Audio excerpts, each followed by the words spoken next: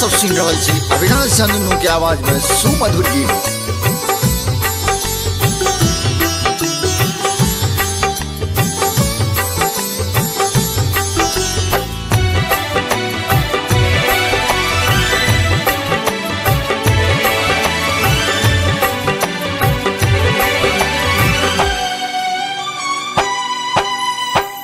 अनाथक नाथ भोला आह कहबै छी, अनाथक नाथ भोला आह कहबै छी, त हमरा क देख किया आँख मुहिन लै छी, त हमरा क देख किया आँख मुहिन लै छी। अनाथक नाथ भोला आह कहबै छी, अनाथक नाथ भोला आह कहबै छी, त हमरा क देख किया आँख मुहिन लै छी, त हमरा क देख किया आँख मुहिन लै छी।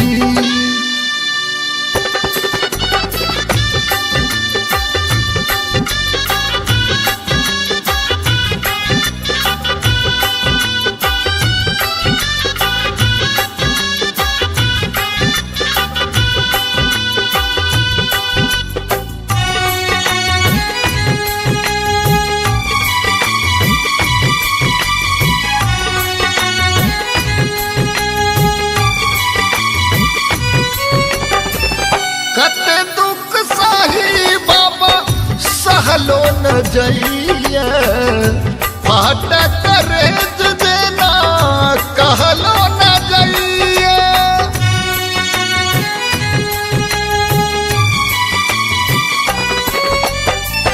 कते दुख सही भोला सहलो न जइया, फाटक करेज देना कहलो न जइया। सबके मनोरथ बाबा अही पुरबै छी, सबके मनोरथ बाबा अही पुरबै छी, त हमरा क देख किया आँख मुहिन लै छी, त हमरा क देख किया आँख मुहिन लै छी।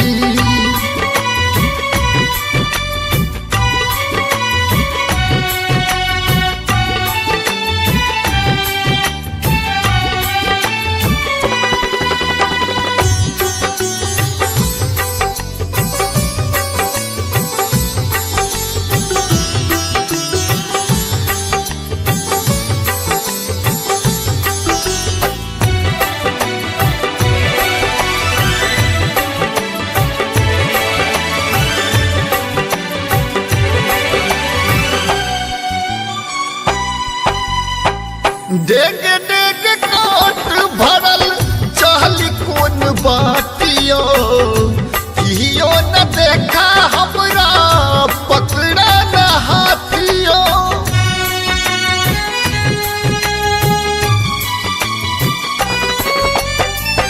डेग डेग काट गड़ा चाहली कोन बाटियो, कियो न देखा हमरा पकड़ा न हाथियो।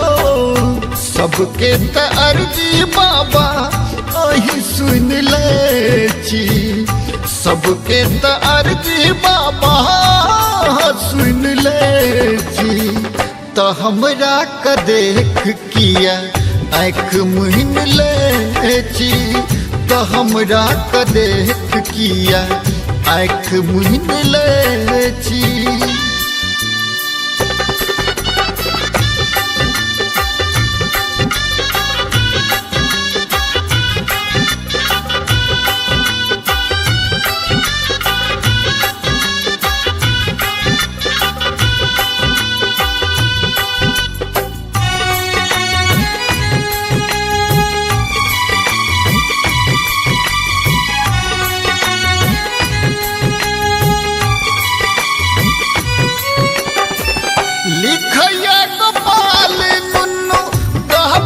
भजनियो खोलू न बाबा पंते